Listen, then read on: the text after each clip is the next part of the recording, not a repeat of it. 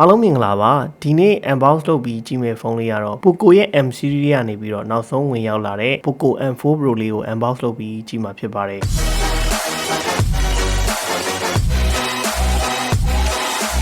Poco M4 Pro လေးရဲ့အတိအသာဆုံးတိုးတက်လာတဲ့အချက်ကတော့33 watt fast charge ပါဝင်လာတာရဲ့ dual speaker ပါဝင်လာတာရဲ့ဟာရခင်ထွက်ရှိခဲ့တဲ့ M3 Pro ထက်ပိုမိုကောင်းမွန်စေတဲ့အချက်တွေဖြစ်ပြီးသူ့မှာပါဝင်လာတဲ့ SoC ကလည်း Dimensity 810ကိုအသုံးပြုပေးထားတာဖြစ်ပြီးရခင် Poco M3 Pro မှာပါဝင်တဲ့ Dimensity 900ထက်အနည်းငယ်ပိုမိုကောင်းမွန်တယ်လို့ပြောလို့ရပါတယ် Gaming performance အနေနဲ့ကတော့ပါဝင်လာတဲ့ GPU ဟာ Mali G57MC2 ဆိုတာရခင်ထွက်ရှိခဲ့တဲ့ Poco M3 Pro မှာသုံးထားတဲ့ GPU နဲ့အတူတူပဲဖြစ်တဲ့အတွက်ကတော့ Gaming performance တွေရတဲ့နေရာမှာတော့ graphic တွေ refresh rate တွေကအတူတူရနိုင်တဲ့အနေအထားမှာပဲရှိပါမယ် Poco M4 Pro လေးရဲ့ display ကတော့ 6.6 inch IPS LCD ကိုပဲအသုံးပြုပေးထားတာဖြစ်ပြီး Full HD Black display LCD ကိုမှသူက DCI-P3 support ပေးထားတာဖြစ်တဲ့အတွက်ကတော့ color gamut တွေကပို့ပြီးတော့ကြည့်လို့ပုံမှန်ပဲပေါ့နော် accuracy ကောင်းမယ်ဒီမဲ့လည်းသူ့ရဲ့ site မှာရှိတဲ့ DCI-P3 ပါတဲ့ display နဲ့မပါတဲ့ display ဘယ်လိုကွာခြားရဲဆိုတာကိုပုံလေးလေးပြလိုက်ပါတယ်ထက်ကောင်းမွန်တဲ့အချက်ကတော့ 90Hz refresh rate ပါဝင်လာတာဖြစ်တယ်လို့ game ဆော့ကစားရမှာ touch sensitivity အကောင်းမွန်ဆုံးဆောင်ရွက်နိုင်ဖို့အတွက် touch sampling rate 240Hz ပါဝင်တာဟာလည်းတကယ်ကွတ်တဲ့အချက်ဖြစ်တယ်ကင်မရာပိုင်းအနေနဲ့ကတော့တကယ်အသုံး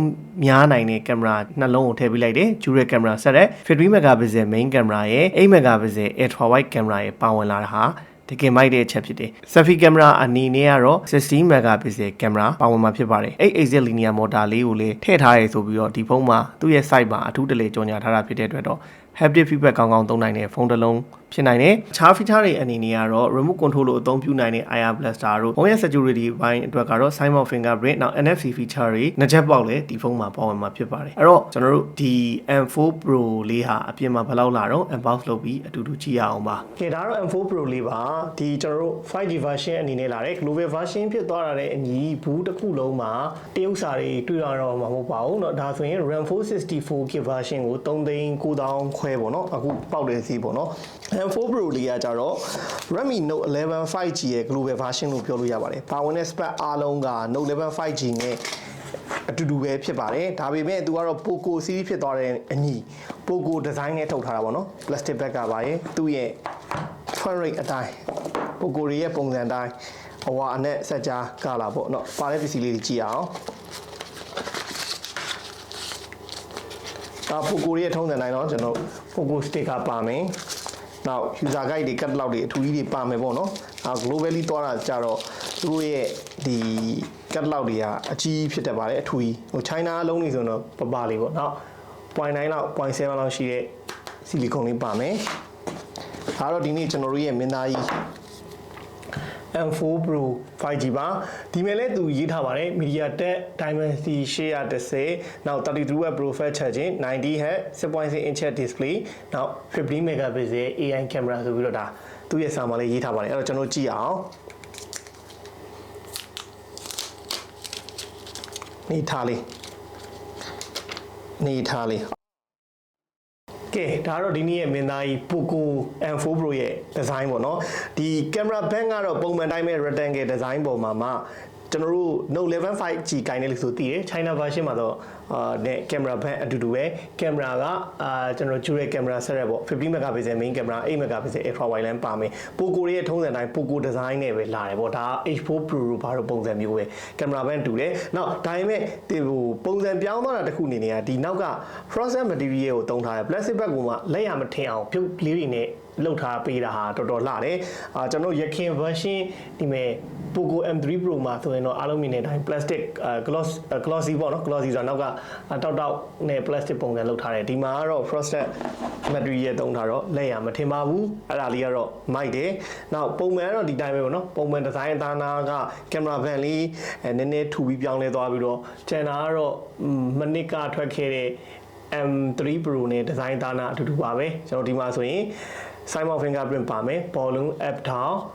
နောက်ထပ်အပေါ်မှာတော့ဒါ dual speaker ရဲ့ speaker တစ်လုံးတစ်ဖြစ်တဲ့နောက်တဲ့ speaker တစ်လုံးပေါ့နော်ဒီဘက်ချမ်းမှာတော့ single ထည့်ရတဲ့အပေါက်လေးပါမယ်အောက်ချမ်းမှာတော့ရှိမှလေးပြောခဲ့တဲ့အတိုင်းပေါ့နော် 3.5mm audio jack port ပါမယ် type C ကနောက် speaker တစ်လုံးပါမယ်အဲ့တော့ dual speaker ဆိုတာဒီဖုန်းရဲ့အားသာချက်ရှိမှလေးပြောရတယ် dual speaker ဖြစ်သွားတာရဲ့နောက်33 watt Pro fast charging ပါတာ ဒီကောင်ကိုမိုက်စီရဲ့အချက်ပါโอเคအဲ့တော့ဒါလေးခဏဖွင့်ထားမယ်နောက်ပြီးရင်ကျွန်တော်ဘူးထဲမှာထည့်ကြည့်လိုက်မယ်ဘူးထဲမှာဘာတွေပါတော့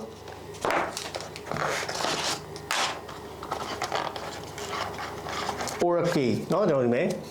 33 watt fast charging ပါပါတယ်။ဒါကြောင့်33 watt fast charging ကောင်ပါမယ်။ပြီးရင်ကျွန်တော် Type C USB ကိုပါပါမယ်။အဲ့တော့ကိုက Poco M4 Pro ကိုဝယ်မယ်ဟိဆိုရင်ဖုန်းစီလုံးကပါအာသွင်းကြိုးအာသွင်းကောင်ပါပါမယ်။ Single ကတော့ Hyper SIM slot ဖြစ်သွားတာပေါ့။ကျွန်တော်တို့ 3K slot မဟုတ်တော့တဲ့အတွက်ကတော့Dual SIM သုံးမယ်ဟိဆိုရင် memory card ထည့်လို့မရပါဘူး single ticket memory card ပဲသုံးလို့ရပါမယ်ဒီ Poco M4 Pro မှာပါတယ် Dimensity 810ကဘာပိုကောင်းလာလဲဆိုတော့ power efficiency ပေါ့နော် power စားသုံးမှုကရခင် version M3 Pro မှာပါတယ် Dimensity 700တော့နည်းနည်းတက်တာတယ်ပေါ့သူက6 nanometer architecture နဲ့တိစောက်ထားတာပါ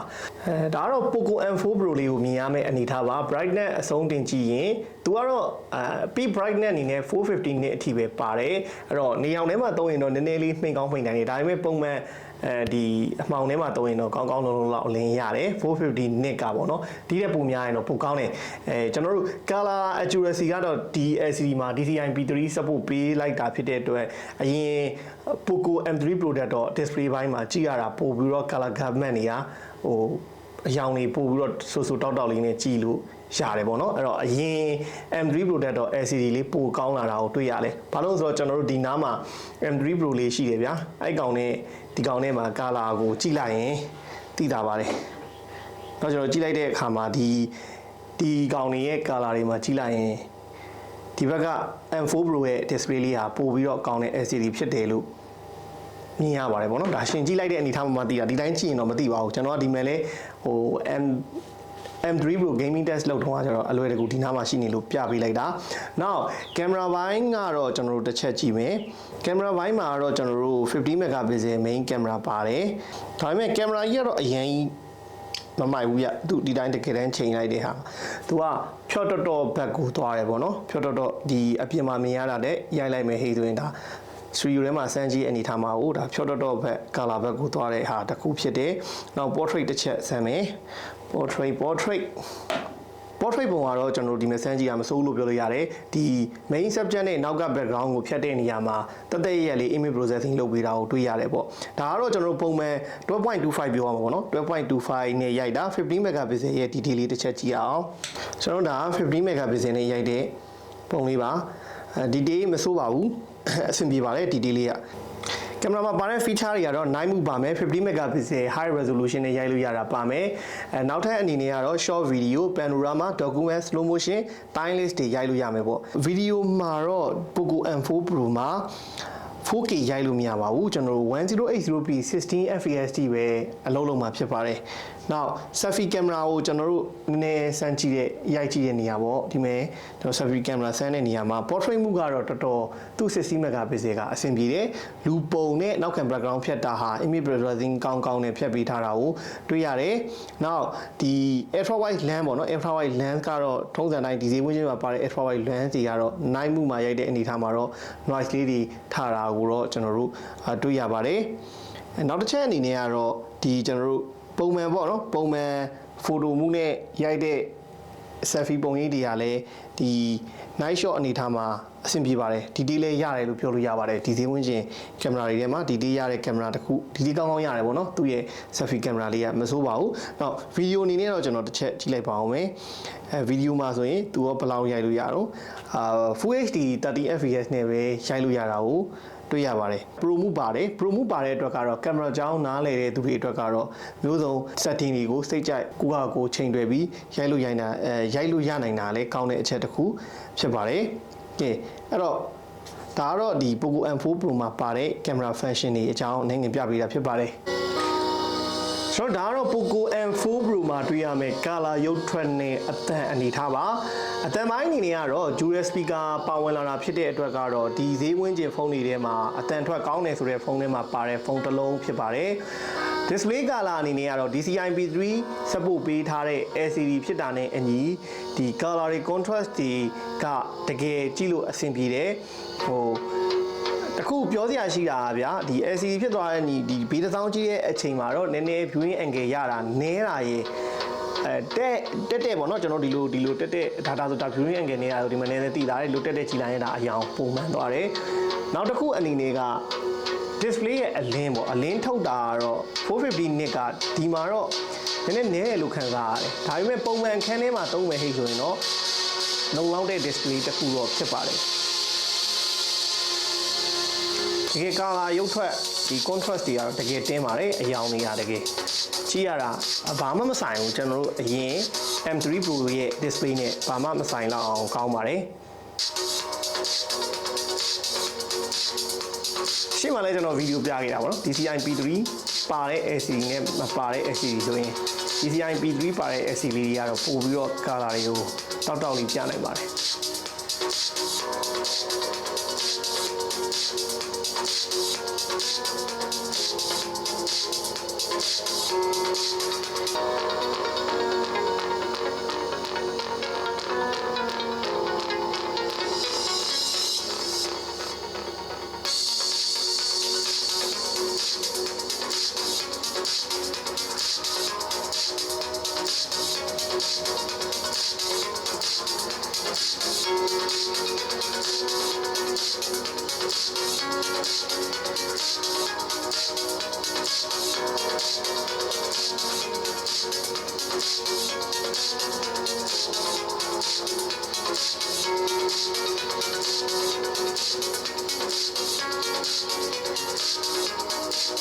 ဒါကတော့ကျွန်တော်တို့ Poco M4 Pro လေးရဲ့ရုပ်ထွက် color အသံတွေကိုကြည့်ခဲ့ရတာဖြစ်ပါတယ်။အကျဉ်းအဖြစ်မြင်ချင်း first impression တစ်ခုအနေနဲ့ပြောရမယ်ဟိဆိုရင်သူ display quality ကောင်းတယ်။ဒါပေမဲ့အလင်းလေးကတော့နည်းနည်းတယ်လို့ခံစားရတယ်။နောက်တစ်ချက်အနေနဲ့ကတော့အသံပေါ့နော်။သူ့ရဲ့ dual speaker နှလုံးဟာဒီဈေးဝန်းကျင်မှာတကယ်ကောင်းတဲ့ speaker တွေဖြစ်တယ်လို့ပြောချင်ပါတယ်။ refresh rate ပေါ့နော်။ကျွန်တော် refresh rate ကိုမပြခဲ့ရဆို refresh rate ကကျွန်တော်ဒီမှာ90 Hz 16 Hz စိတ်ကြိုက်ထားလို့ရပါတယ်။အဲ့တော့ပိုက smooth ဖြစ်ပို့ချင်တဲ့ဟိတ်ဆိုတော့90 Hz မှာထားပြီးတော့သုံးမဲ့ဟိတ်ဆိုတော့ပို smooth ဖြစ်နဲ့ပိုမြန်ဆန်တွက်လိုက်တယ်လို့ကိုခံစားပါလေဘက်ထရီကတော့နည်းနည်းလေးကြိတ်ပါလိမ့်မယ်အနှစ်ချုပ်အနေနဲ့ဒီ Poco M4 Pro လေးရဲ့အနှစ်ချုပ်အနေနဲ့ပြောရမယ့်ဟိတ်ဆိုရင်တော့ဒီ Poco M4 Pro လေးကဒီ global version ဝယ်ခြင်းတယ်ပေါ့ဗျာဝယ်ခြင်းတဲ့ဟိတ်ဆို4သိန်းတော့မကျော်သေးဘူး RAM 464ကိုလောလောဆယ်395နဲ့ဝယ်လို့ရသေးတယ်ဘာတွေတိုးတက်လာအောင်ဆိုတော့အဓိကတိုးတက်လာတာ display ရဲ့ color accuracy ကောင်းပိုကောင်းတယ်နောက်ဟို battery 9000 mAh ကို 33W Pro ချက်ရတာလားရခင်မျိုးဆက်တဲ့ပိုကောင်းတယ်နောက်တစ်ချက်အနေနဲ့ကတော့ dual speaker ပါလာတာပေါ့နော် Poco M3 Pro တော့မပါဘူး M4 Pro မှာပါလာတယ်အဲ့ဒါတွေအကုန်လုံးမိုက်တယ်ဒီဇိုင်းသားနာအနေနဲ့လည်းဒီမဲ့ရှေ့မှာလည်းပြောခဲ့ပါတယ်ကျွန်တော်တို့ frozen battery ရဲ့ပုံစံလေးသုံးထားဖြစ်တဲ့အတွက်ဒီကျွန်တော်တို့လက်ရမထင်ဘူးဒီတိုင်းကင်သွားမယ်ဟိတ်ဆိုလဲ AC အဆင်ပြေတယ်အဲ့တော့၄သိန်းမကျော်ဘဲနဲ့ဟလာ global phone တစ်လုံးရှာနေတယ်ဆိုရင်တော့လောလောဆယ်ဈေးအနေနဲ့ပြောတာပေါ့နော်ငွေဈေးတက်ကြတဲ့ကြောင့်တဲ့ရင်တော့မပြောတတ်ဘူးဒါ၄သိန်းမကျော်ဘဲနဲ့ဟလာဒီဇိုင်းမိုက်တယ်stereo speaker ကောင်းပါတဲ့ဖုန်းတစ်လုံးနောက် gaming performance လည်းမဆိုးတဲ့ဖုန်းတစ်လုံးဆိုရင်တော့ Poco M4 Pro လေးကရွေးချယ်စရာရှိနေပါသေးရဲ့လို့ပြောရင်းနဲ့ဒီနေ့ unboxing ကိုဒီမှာပဲအဆုံးသတ်ပါမယ်အားလုံးဘိုင်ဘိုင်ပါခင်ဗျာ